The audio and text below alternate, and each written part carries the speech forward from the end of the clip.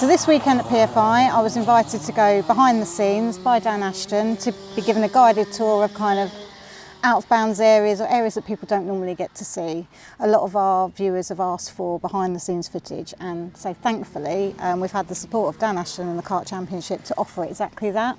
So this video is going to be showing you areas not seen before. We're going to go into the control room, we're going to go into the steward's office, or what we kind of nickname Kangaroo Court, hopefully go out in the gantry and maybe see some of the other areas that say the public generally don't get to see or maybe don't know about. One of the questions we get asked is, what is behind the scenes? What actually happens at a kart championship? What happens in the background? Well, as Emma said, we are so lucky we got to support the kart championship, and in this video Emma takes you behind the scenes. She will take you in Paul Heath, and I'll be asking the questions that you need to know as a parent or a guardian or a PG about what you can and can't do if you get called to the stewards. So I hope you enjoy this video. It's really in depth, tells you what goes on in the background, and hats off to Dan Ashton. My God, I did not realise how hard they work in the background. So again, thanks to the Kart Championship, and enjoy the video. Okay, so I'm being treated to a guided tour of the steward's office with Mr. Dan Ashton himself. And they get to see the control room and some of the outbound areas that nobody else gets to see.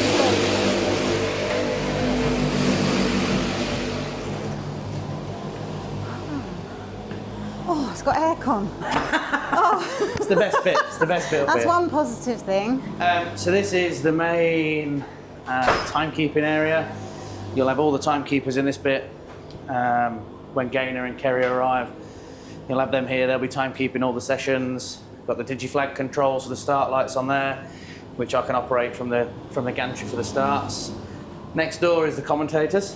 So they've got a fantastic view, which is what I always find here is when you stood in the race control in the tower, you've got a great view of the whole track.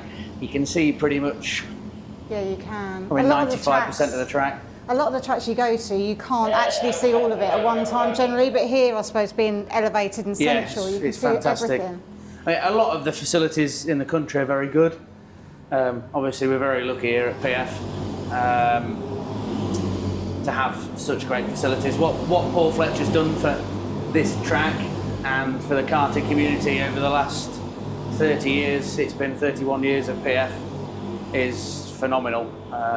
You know, the old track where they used to go around the old turn one, then they put the extension in with the bridge section. I think it's still the only outdoor licensed track in the country with a bridge section. We're the highest grade FIA track in the country as well, which is obviously always fantastic. We had the World Champs here last year. So it just proves we have the facilities, we've got the great track. And so this is the timing tower, the timing area. The stewards would normally be in here, so when we're under the permit from tomorrow, stewards are going to be here. You'll have a panel of 3 guys. It's normally the Motorsport UK steward and 2 event stewards either side. They've got full access to the camera system that we'll have a look next door in a moment. But they'll have full access to that. They'll get all the tags that we put in from race control. And if they have any hearings, of course, they can replay footage, watch it live. They've got the coffee machine, they've got the fridge, and they've got the aircon. Is it right that if you have let's say you have an incident, you get called to stewards and you have your own video footage, it can't be used when you get called? If you, really it's down to the Motorsport UK steward. A general rule would be no. Right. But if you put in your protest, if you put in your protest, which you're more than entitled to do so with the regulations, you can put witnesses, what you've got, whatever you want, and it's then again down to the stewards whether they review everything, which normally they do.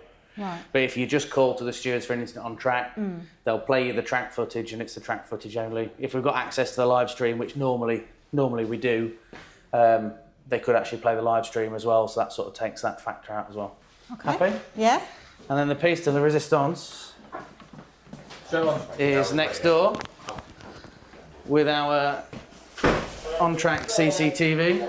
Wow. There's roughly about 60 cameras on the facility, on the track.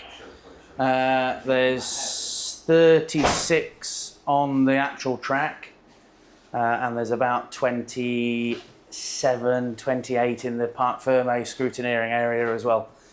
We've got full access to replay things however many times you want, slow it down, speed it up, watch it thousands and thousands of times. Again, I'm sure you can imagine that our job on the track's quite difficult. We watch it once, and that's our opinion, whereas the guys in here can watch it over and over and over again to make a decision. I think, I might be wrong, but I think that what I've heard is we've got more cameras on our track than Silverstone.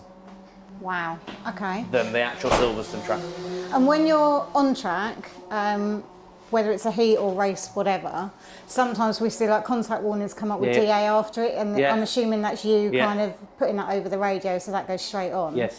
Sometimes immediately following a race you get carters called in, obviously to go see the stewards, but then sometimes there's a massive lag or delay and then you get called. Is that because maybe a parent has raised something, or because they've reviewed the footage and gone, actually... Occasionally, yes. I mean, sometimes it does take a lot longer to try and work out what happened in the incident. You know, you could watch it from one angle and you'd think 100% he's absolutely contacted him and put him in the barrier. From another angle, may have braked a bit earlier, may have been a bit offline. There's so many different factors that you can have. So it sometimes takes that little bit longer. Occasionally when people come and ask us, you know, we had an incident on track, could you have a look? Occasionally we can have a look. Obviously the correct process is you normally fill in the protest, and if you're absolutely adamant it happened, which you wouldn't, you obviously are if you're coming to see me, obviously the correct process is a protest, which obviously again takes it that little bit longer and a little bit longer. So most of the time it's just because we want to get it right. We want to review the footage as many times as we can to make sure it's perfect. Not everything is as clear cut as what we believe it is on the track and what you may think. So again, we just want to get it right is my answer. And how many people do you have at one time watching the races and all the footage? Here, normally at PF, there's two. So you'll have one person sat on one side of the computer, one person sat on this side, reviewing footage, filling in the reports and whatever. Richie with the championship, he's had championship race control. He's normally on his own, but we normally only have 15 cameras, whereas this weekend we've got 60. So he's got his work cut out. The two people is very, very helpful for sure. Brilliant. Amazing. All good? Yes, thank you ever so much. Can't believe I've been allowed in. Thank you. Have a look out on the gantry as well. It's a good view. Sorry. It's all right. I'm done. Thank you. Thank you. Right, can you pop?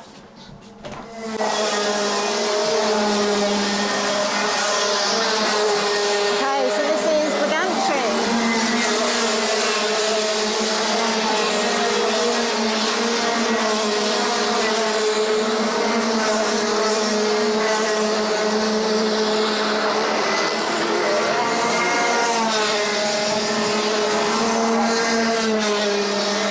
So prime position, oh my gosh. I'm allowed right to the very end. Wow.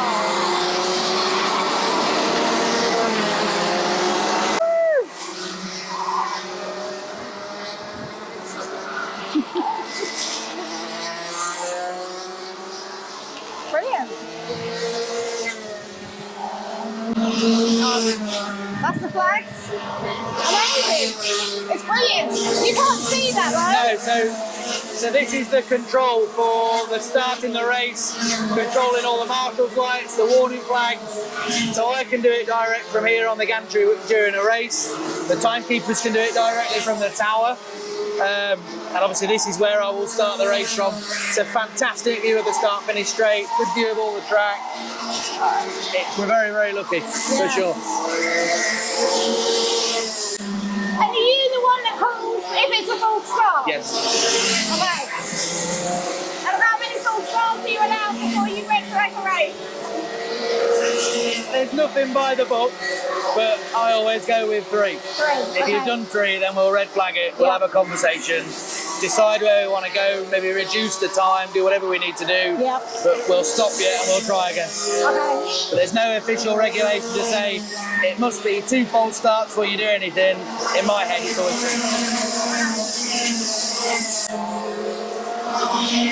3. Good? Thanks, Ben. Thank you.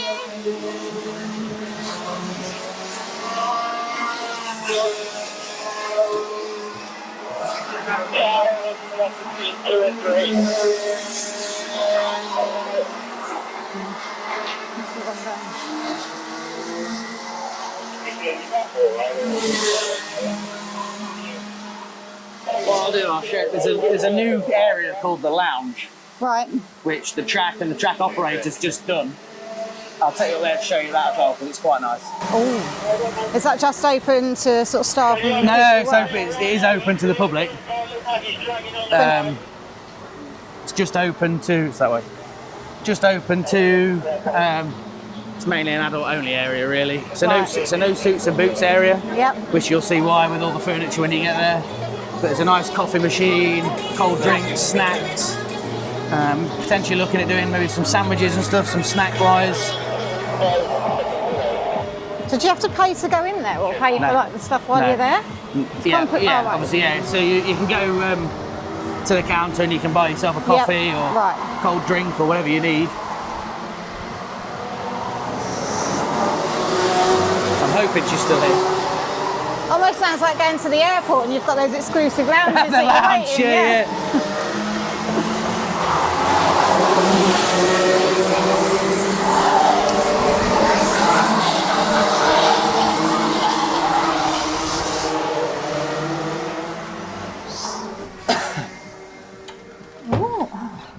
So this is the lounge area.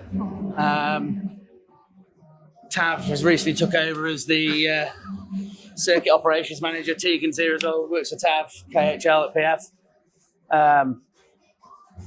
He's just wanted to make a really, really nice area for people. It's not open every day. It's only open on certain days. I think it's closed today. But it's the way I think he's worded it is a work away from home area. So when the parents come to the track, they push the kid into the team. It is like a glorified babysitting service sometimes. And then they're like, well, I've got nowhere to work. Yeah. Because now they can come here, they've got the coffee, the cold drinks, snacks and whatever. Yeah. They can sit nice and quietly, do their work, watch the kid on the track. And you've got let the team- fantastic view as well, haven't you? It's It's a like bri- being in race control. Yeah. It's a fantastic view. We have got people in our tent who sometimes bring their work laptops and try and Yeah, work. it's fantastic. They've obviously got the next door area as well, which is open every event. It's open to the public, which is a similar view to this with a few less tables and chairs. So you're open here tomorrow and Sunday? Should Potentially, yeah. He normally advertises when he's open. He'll normally advertise it, but I just wanted to show like there's so many things that are going on behind the scenes at the track, such as this area, such as lots of different things. The track always looks fantastic. I think the guys, Dan and Rich, full-time staff here, they always look after the grounds. You look out, a nice sunny day, nice lines in the grass is cut nice, the barriers are clean, the paddock's clean, everything just all comes together for me, for exactly what karting's about. Yes, PF International is what it is. We have international races, British races. Our Trent Valley Kart Club's club meetings are a British Championship. A lot of British Championship drivers, but this is still a nice family, fun, friendly area to be and enjoy some karting. And is it right that the Kart Championship haven't used this track before? Is this the first time? Darren's had 14 years of running a championship. He started off with his Bambinos, but he's had 14 years of running a championship, 14 years of trying to get a date at PF. And for the first time ever, Mr. Fletcher, obviously Tav and the club have said, fine, we'll have you guys. Yeah, and they've got huge uptake, haven't they? So it does show the demand's there. It's fantastic. And everybody wants to race at PF. And again, as I said, the club meetings are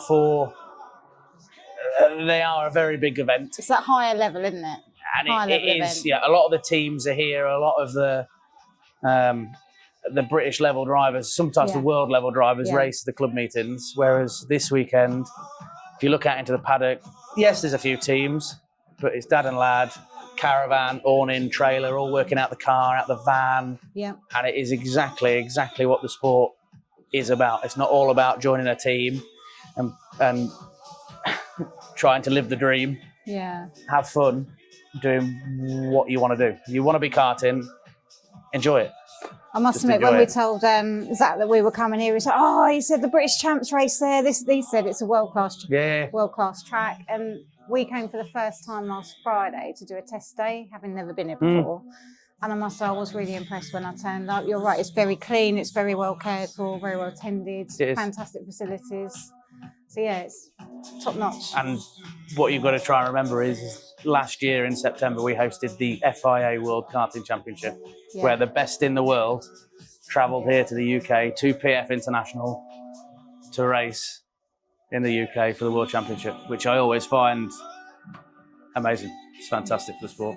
But it should make a good impression. I hope so. Yeah. Yeah. All good? Yeah. Wow, I'm going to have to tell Claire about this. She's in our tent, stood next to one of those big fans, like melting at the moment. It's always cold up here, isn't it? This is quite cool. It's lovely. It's never warm. She loves coffee as well, so I'm It's never warm. So you open for coffee? Yeah, so we've got a coffee machine there. Right. But it's a nice area. I'm not saying the kids run riot everywhere. No, but it is more of an adult kind of area, isn't you can it? come up here, Nanny and Grandad can come and watch, you know, the grandkid or whatever, and have a really nice area to sit. Mm-hmm. Really nice coffee. Customer service is okay. A nice cold drink. And again, the tellies are in here. I think we've had live streams of other events on here. We've had the telly on. This area is open from, say, 8 o'clock normally on a normal race weekend, closed at 6. It's a bit of a, not free reign as such, but you can come up, stand and watch. It's cold, wet, damp. I don't know if people know about this, you know, because it's empty. So this is locked at the minute. Oh. Just solely because it's for the briefings. Yeah. And we'll set up for the briefings. I think there's one more briefing tomorrow morning at 8:15 for everybody that wasn't here today or missed it today. But after that, this will be open. I think the Sim's coming in here. Yeah. I think. Don't quote me on it. Maybe. But I think the Sim's coming in here. So this area will be open, whereas obviously next door's strict. No suit, no boots, over 18s, ideally. And you can get your coffee. Talking of coffee. He's getting his orders in.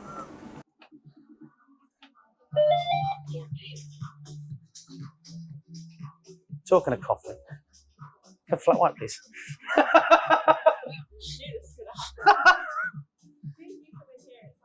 Yesterday, Tab was like, "Oh, I'm not sure if we're going to open." I was like, "You are opening because I want someone to get my coffee." Yeah, well, the coffee van's here. Yeah, but it's not the same.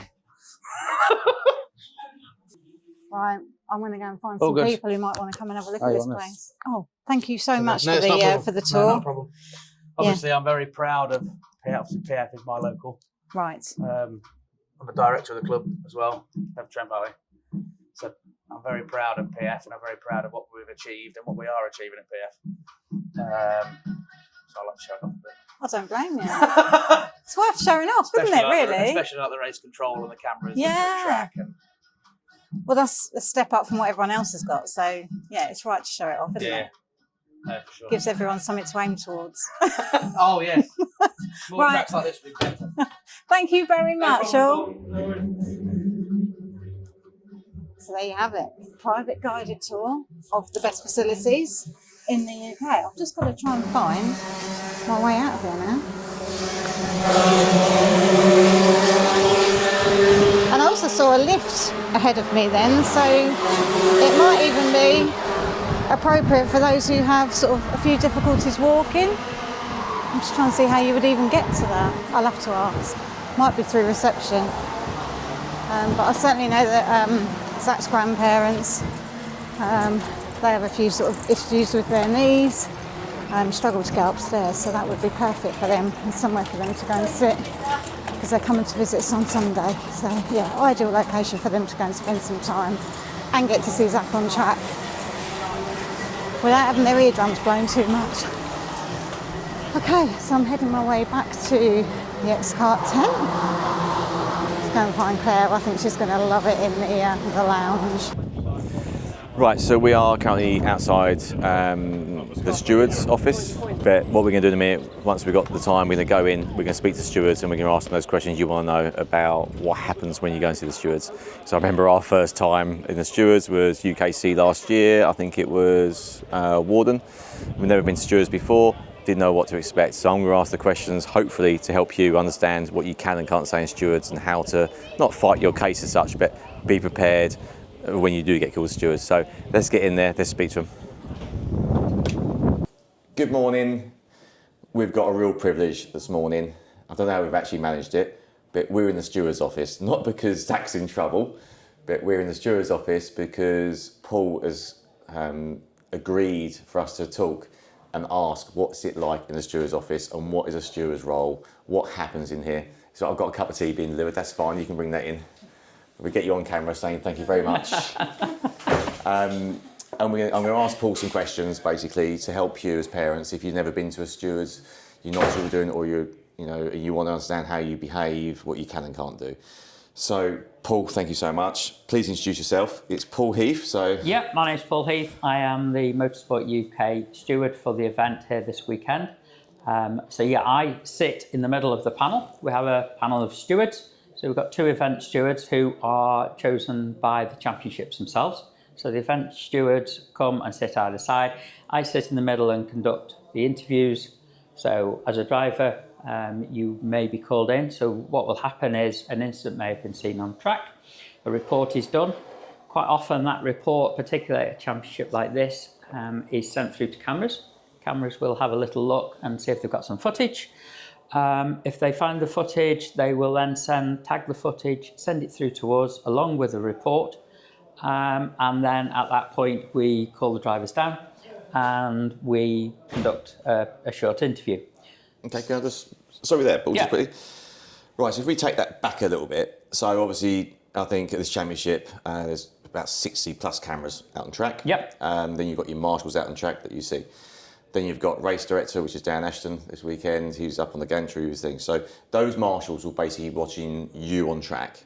If they say an incident, or they see an incident, and you've got various incidents, gaining an unfair advantage, driving dangerously, or out of control, isn't it? I can't remember them all. That will be flagged by the marshals. That will be reviewed on the cameras. They will get that footage, and that's when it comes to you. So what do you get told? Do you get like a pack or? No, it comes up on our computer, so it's all in a digital format. Okay. So it comes up. We have a screen at the front, and anything that's referred to the steward comes up as a one-liner. We then click on that link. It opens up, and you get a written report at that point. It tells us what's happened. It also tells us which camera to look at. And on the screen up there, you can just sort of see that we've got all of the cameras logged there. We will drag the appropriate camera across. We'll have a tagged piece of footage. We'll open that up and we can look at that with the drivers and discuss it with them. Okay, so the driver gets called. Yep. So they come here. So our first time seeing stewards was last year. Yep. We'd never done it before. I didn't know what to expect. There's certain rules when you come into the stewards, isn't it? So if I was privateering Zach, I would be the nominated Entrant PG, entrant PG. you would be allowed in, yes. So I would then come in. Now, am I right in saying, as an entrant PG, I can't talk for Zach, can I? No, that's correct. What we tend to do is we will get the drivers in, we'll tell them what the report says, we will show them all the footage we've got, we will then go to the drivers and talk to them individually. We don't want the PG or the entrant to talk for the drivers. We do make an exception to that rule. For argument's sake, if you've got a driver that's feeling really nervous and really doesn't want to speak, things like that, we'll happily let the entrant talk and try and help and coax out the information from them. But no, on the whole, your role as the entrant and the PG is not to be an advocate for the driver. You sit there and just make sure that everything is done fairly. We want to hear from the drivers. So you've got both drivers in here normally, yes. haven't you? So do you go to the driver who's, that's the wrong word being accused, but the driver who's made that mistake on track, do you go to them first or do you go to the other party? I don't have a hard and fast rule, in all honesty. Okay. I can go either way, so I don't decide that until the So time. this is the drivers. If you're a driver out there, and hopefully you're watching this is your opportunity. So for me as a mechanic dad, my advice is, which I do to Zach, if I see he's get a penalty come up, the first thing I will bring him back in and say, right, what happened? And I will talk to him and say, right, explain to me what happened and what went on. And then if I know we're coming to the stewards, then I know not to talk, but I will talk to Zach and say, right, get it in your head of what's happened. Don't lie, be honest. And if you've made a mistake, go, I made a mistake. Because it's on camera. Yeah, absolutely. If you think you've got an argument, it's now when you're in the stewards to put your case across to say, I don't think I'm guilty of causing an unfair advantage, because once you leave this room, your decision is done, isn't it? Yeah. You can appeal it. There is a process, isn't there? But it's a very complicated one. Yeah, it is very complicated, and I don't think you really want to get into that now. But yeah, what would happen is, I'd say, we would show the footage. I'd talk to both drivers. I'd ask, from your point of view, having seen the footage, can you tell me what happened in that incident? They'd give me their views. Then I'd ask the other driver, can you tell me in your words what happened there?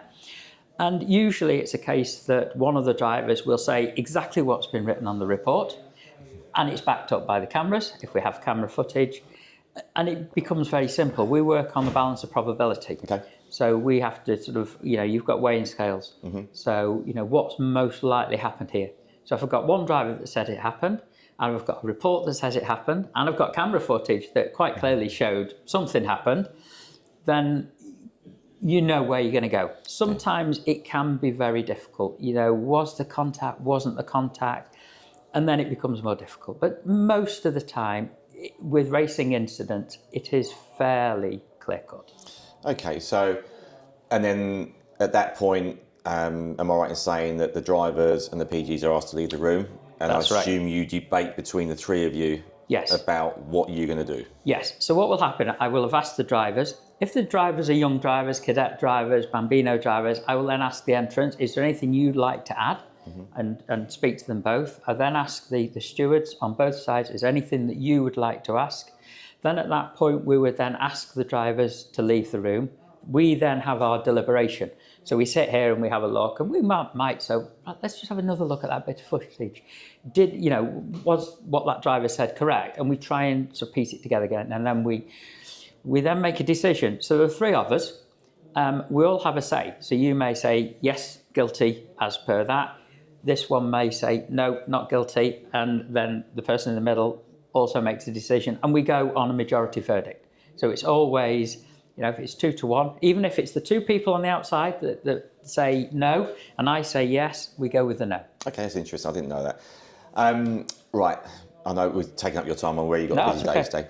So I'm going to ask you one thing. Can you give me 3 top hints for a driver to take away from this conversation? What would you say to them? If you're about to be called to the stewards, what would you say to them? I think try and keep calm. Don't be frightened of us. I think it's very intimidating, particularly for a young driver. You walk in and you've got 3 grown men sat here on the other side of this table with the big computers, the TV, and it can be very intimidating. So for argument's sake, yesterday whilst we were racing, I had a number of bambino drivers that came in. My first question to them is, have you been to see the stewards before? And if the answer's no, then I start with a completely different approach. So it's a very soft approach. Don't be scared of us. This is, what we do. This is about a friendly little chat to try and get to the bottom of what happened. And we just want a little friendly chat. And then do the introductions and carry it on as normal. Just keep calm. We're not here to intimidate you. We just want you to put your side of what happened to us.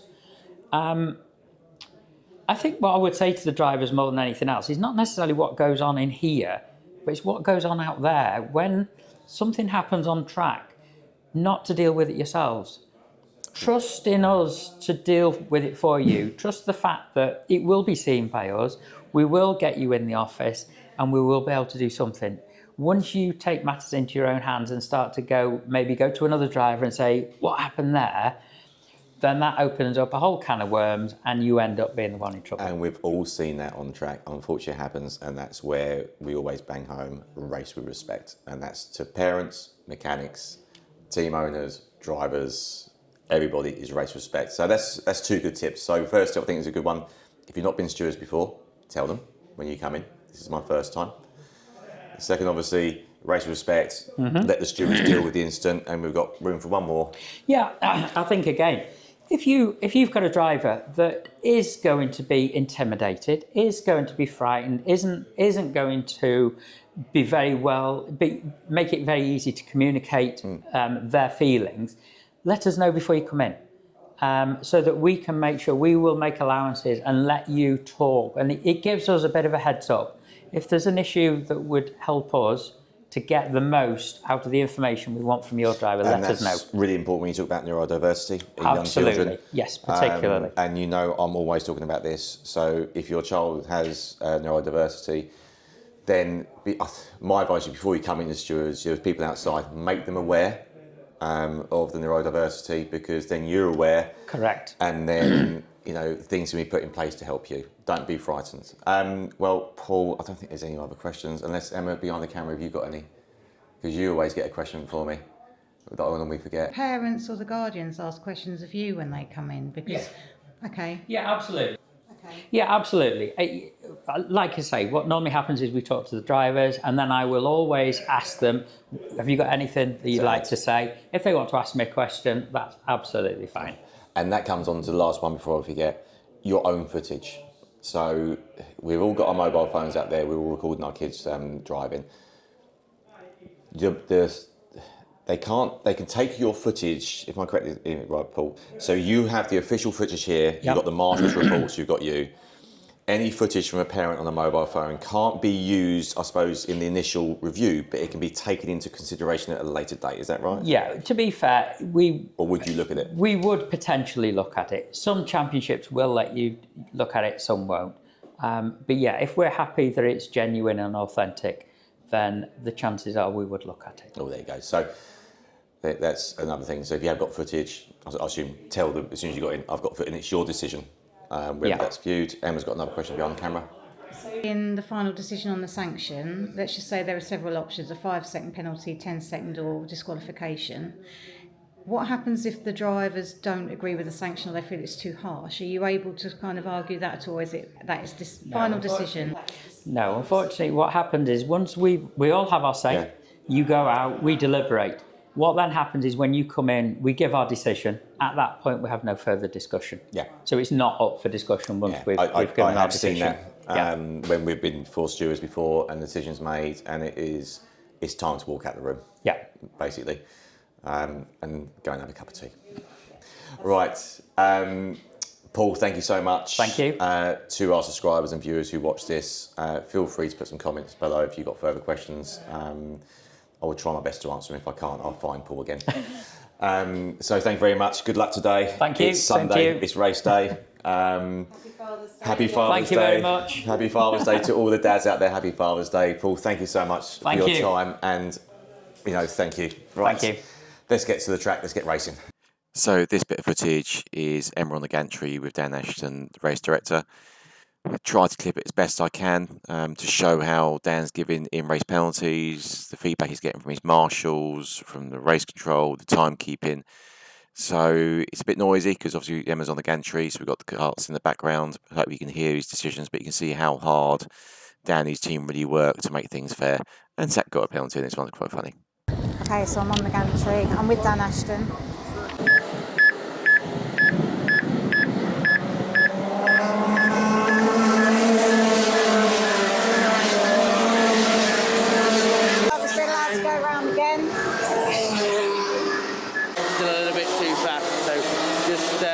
Slow this 51 down.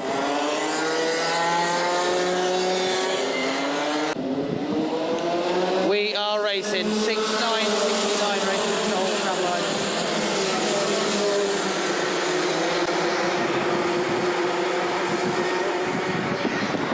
And post 2, one cart off on the left hand side, bouncing over the grass. Just check, please. 54 into the back of the guy in front. Exactly the same as the last race at post 5. And race control this lap, post 120, contacting gain on another, I think it's 17, I'll confirm in a moment, post 1.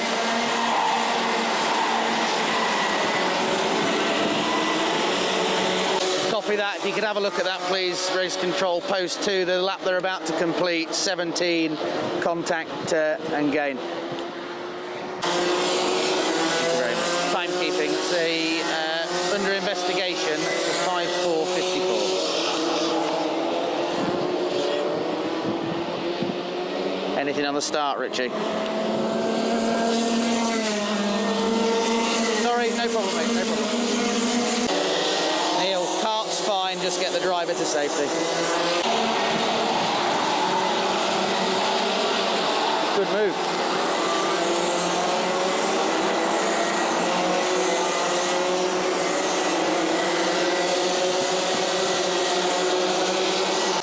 A 3-second in-race penalty for number 69.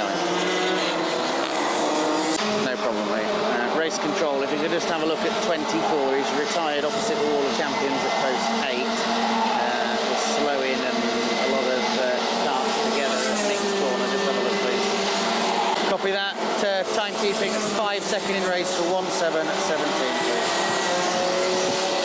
Just listening to the Marshall radio, Richie, the 24 guy at post 8C may have started at post 8B, a lot of damage and Alan's reported there was contact. Warning board 1616 please for contact. Warning board 16 contact. Good.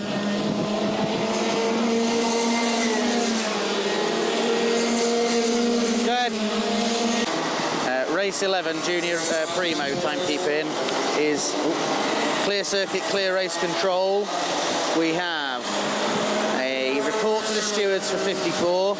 A 5-second in-race penalty for 17 and a 3-second in-race penalty for 69 for a corridor infringement at the start. In the camera room. What did Zach get a 3-second penalty for? Huh? What did Zach get a 3-second penalty for? 2 wheels out the corridor at the start. Oh, Red lights are still on and he just crept out and was halfway out the corridor when the lights are on. I saw it come up, I'm like, no! What was that for? Sorry. It's I said typical, it's the race, you come and join me on here and he gets a 3-second penalty. It's fantastic. Well, it's the rules. It's the rules. No. It is what it is. Yeah, he had 2 wheels out the corridor when the red lights are on. It was close, but Okay. sorry. No worries. Good race though. Thank you for the opportunity to come up here. No problem. Bird's eye view. No problem. Amazing. Enjoy. Thank you. No worries.